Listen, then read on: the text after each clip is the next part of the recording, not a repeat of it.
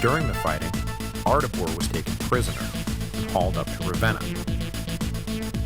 Still holding out hope that if they said and did all the right things that Constantinople would recognize their regime, Ioannis and Castinus decided to let Ardabor live as a sign of their good faith, a decision that proved to be their undoing. While in captivity, Ardabor chatted up the guards and ministers who came and went, and he managed to get his hooks into a member of Ioannis' inner circle, probably explaining that it was just a matter of time before the self-proclaimed regime was toppled, and wouldn't it be better to help said toppling and live than to oppose it and die. Ardabor convinced the minister to betray Ioannis. Details are sketchy, but the next thing you know, Ardabor is free, and Ioannis has been kidnapped from the imperial palaces of Ravenna and spirited off to Aquileia, which the eastern forces had seized control of. Ardabor was not interested in showing Ioannis the same consideration that the general himself had been shown after his own capture, and following a prolonged cycle of torture, the would-be emperor was beheaded. With Ioannis dead, the fight went out of his supporters, and they rolled over. Castinus was tracked down and either killed or exiled depending on which source you read, and I would personally lean toward the former interpretation. And Ardabor got green check marks up and down the board. He had marched on Italy, defeated the upstart regime, and placed Valentinian on the throne in Ravenna. Loading next level. The next level began with word coming in that before the eastern forces had arrived, Ioannis had sent one of his commanders off beyond the Danube frontier to raise a relief army from among the Huns, who this particular commander had had fairly extensive contact with during his career. That commander had succeeded in his mission and was now riding into northern Italy at the head of a Hunnic army. But he was exactly 3 days too late, and when the Huns arrived in Ravenna, they found that it had already been seized by Ardabor. The question of whether this newly arrived force would carry on the fight hung in the air, until Galla Placidia stepped in and put this little civil war to bed once and for all. The Huns were to be paid handsomely for their time if they agreed to head back to their homes north of the Danube, and the commander would be given a high-ranking position in the Western legions if he agreed to swear his loyalty to Valentinian. The commander agreed, and the crisis that had been sparked by the death of Honorius was stamped out. So who was this commander, who had been able to mobilize a force of Huns to fight for him, and who was about to become one of the commanders-in-chief in Gaul? He was a one Mr. Flavius Aetius, who was well on his way to becoming the most powerful man in the Western Empire, and the man who would dominate the reign of Valentinian III politically and militarily. Aetius had been born around 390 in Moesia. He was the son of a prominent Dacian soldier and an aristocratic Roman mother. So unlike many of the Illyrian soldiers who had risen to prominence over the years, he did not come from obscure peasant stock.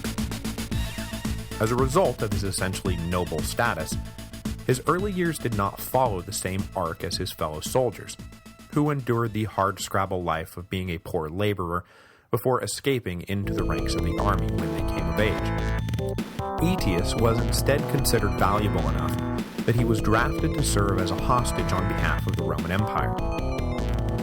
The exchange of hostages between allies, usually children to ensure maximum compliance with the terms of whatever treaty, was an ancient tradition, and in 405, Aetius was one of the hostages sent off by Stilicho to live with Alaric's Goths. The teenager lived with Alaric for 3 years, until in 408, the chaos that resulted from the fall of Stilicho led to his release. Shortly thereafter, he was once again drafted as a hostage and sent to live with a branch of the Huns, who the Empire had recently come to an agreement of mutual understanding with. Aetius lived with these Huns for an indeterminate amount of time, but likely for at least a few years, before he returned to Roman territory and followed his father into the army.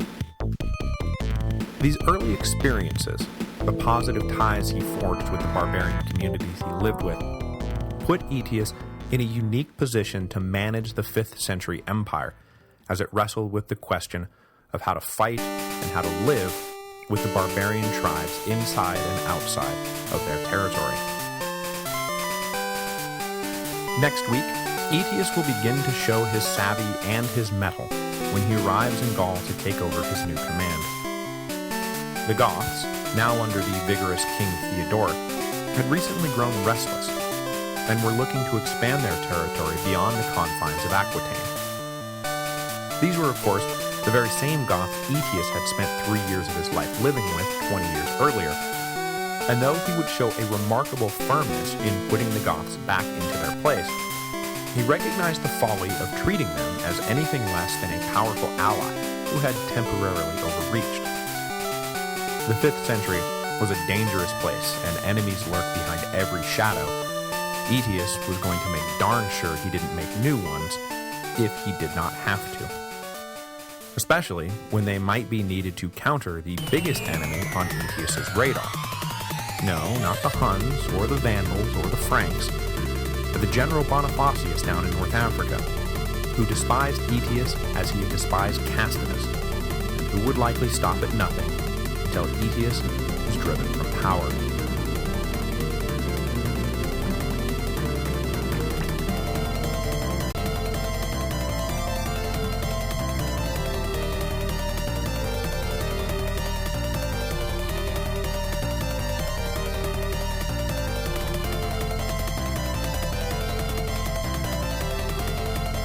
This week's episode is brought to you by Audible.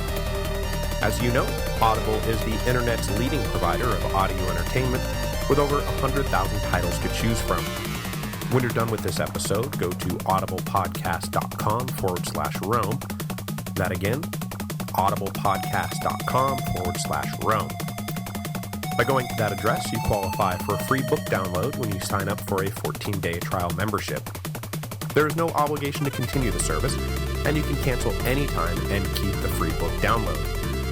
You can also keep going with one of the monthly subscription options and get great deals on all future audiobook purchases. This week, I'm going to go with a recommendation of my own that I just discovered is available in the Audible library, a recording of Monopoly, the absolutely genius monologue by Mike Daisey. Really, I could recommend anything in there by him, but I'll go with Monopoly because it's one of the 3 Daisey monologues that I've had the good fortune to see him perform live. If you like our little podcast, chances are you will love Mike Daisey. He is just about everything we here at the History of Rome aspire to be. Just remember to go to audiblepodcast.com/Rome so that they know who sent you.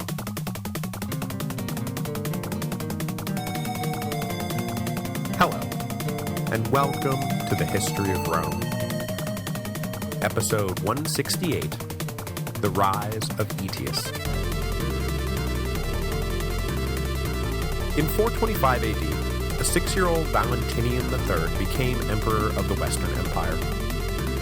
He shared power with his cousin, the Eastern Emperor Theodosius II, and together they ruled a united Roman Empire that was, territorially speaking, essentially the same empire that had been ruled by Augustus. At least, that's how it looked on paper. In reality, this united empire was anything but, as rival power centers with conflicting interests fought to control their little pieces of the pie, and maybe grab some of their neighbor's pie if the opportunity arose.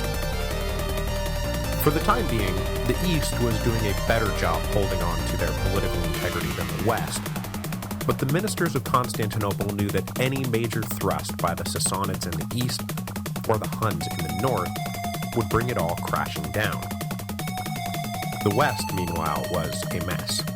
The Franks controlled the northeast of Gaul, the Goths controlled the southwest of Gaul, the Vandals controlled whole swaths of Hispania, Bonifacius ruled North Africa as a quasi-independent warlord, while the new commander-in-chief of Gaul, Flavius Aetius, now controlled tens of thousands of troops, and his loyalty to Ravenna was dubious at best. A map of the empire in the 5th century may have looked like a map of the empire during the age of Augustus, but the first emperor first citizen, would not have recognized the land he once ruled. Even in the halls of the imperial palaces, the authority of the emperors was only paper thin, as everyone knew that real power lay in the hands of two women, Valentinian's mother, Galla Placidia, in the west, and Theodosius' sister, Aelia Pulcheria, in the east. This was an empire whose reality was clearly divorced from the happy propaganda offered daily to the public. That, at least, Augustus would have recognized. Of all these competing power centers, the first to butt heads following the ascension of Valentinian III was Aetius and the Goths. In 427, Aetius entered Gaul with a force of about 40,000 soldiers, and discovered that Theodoric had decided to take advantage of the recent chaos in the west and expand his territory beyond the confines of Aquitaine. Specifically, the Goths were in the middle of laying siege to the key Gallic city of Arles. Despite their prolonged intermingling with the Romans, however, the Goths had apparently gotten no better at siegecraft, and by the time Aetius arrived, they had not yet managed to take the city. Aetius' veteran forces were fresh, and easily drove the Goths back into Aquitaine. Aetius made no move to pursue them, or even punish them for their siege. Just a few years removed from the settlement of Constantius, and already the question of the Gothic right to Aquitaine was not at issue. Their only crime was straying beyond the border of their territory. After putting the Goths back to bed, Aetius turned his attention north. Since the barbarian invasion of 406, the power of the Franks had waned a bit after they had been first overrun by their eastern neighbors, and then sided with successive losers in the Gallic usurpation wars fought between Constantine III, Gerontius, Jovinus, Ataulf, and Constantius III. But now that things had settled down, the Franks were beginning to reassert their preeminence in northeastern Gaul, which Aetius and the Romans were fine with. Apart from its failure to stop the combined barbarian invasion of 406, the Frankish bulwark along the Rhine had served the empire's interests well. But as we've noted previously, it was imperative that this reassertion of preeminence come under the auspices of the imperial government. It may have been just a veneer of authority, but the veneer was all the Romans had left, and they were willing to fight to protect it. So Aetius marched his forces north and conducted a campaign in 428, during which he defeated a combined Frankish army in battle, and secured from them the acknowledgement that yes, Rome is still number one, and we just live here. Aetius also coaxed an agreement from the Goths to provide troops to the Romans if necessary. And of course, by Romans, Aetius meant me. Aetius, you will provide me with troops, should I find it necessary. And he would very shortly find it necessary. After all, Brutus says that Aetius was ambitious, and Brutus. In recognition for his achievements in Gaul over the past 2 years, and to placate a general whose loyalties, as I just mentioned, were a bit suspect, Aetius was elevated to the rank of Magister Militum, making him one of the most senior officers in the Western Empire. I say one of, rather than the most senior officer, because he was still outranked by the senior Magister Militum, Flavius Felix, who had earned his position by way of his friendship with Galla Placidia. But Aetius was a savvy operator, and so rather